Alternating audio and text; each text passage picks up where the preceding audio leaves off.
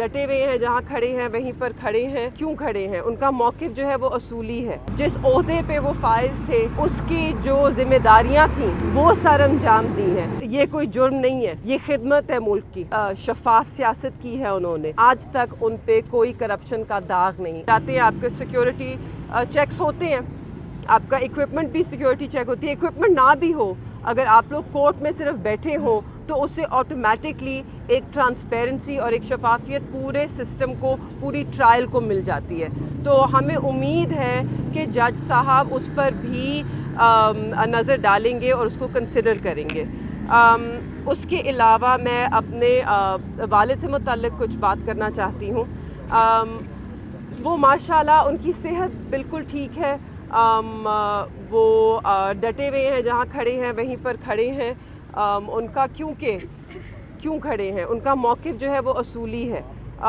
جو انہوں نے چارج شیٹ میں اور ایف آئی آر میں 3 ان پہ الزام لگائے ہیں،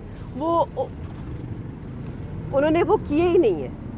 وہ کہتے ہیں کہ ان کا جو موقف ہے وہ اصولی ہے، انہوں نے اپنے حلف کی پاسداری کی ہے، انہوں نے جس عہدے پہ وہ فائز تھے اس کی جو ذمہ داریاں تھیں وہ سر انجام دی ہیں، نہ اس سے کم کیا ہے نہ اس سے زیادہ کیا ہے۔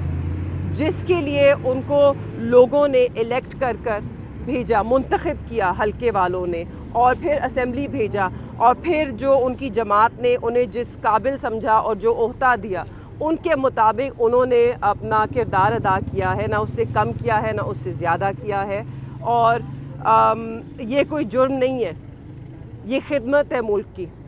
اپنا فرض سر انجام دینا، اپنے حلف کی پاسداری کرنا، تو انہوں نے وہی کیا ہے۔ انہوں نے اپنے ملک کی خدمت کی ہے، نہ ہی آج کی ہے مگر 40 سال سے کرتے آ رہے ہیں۔ ایک شفاف سیاست کی ہے انہوں نے، آج تک ان پہ کوئی کرپشن کا داغ نہیں، آج تک کوئی ان پر انگلی تک نہیں اٹھا سکتا۔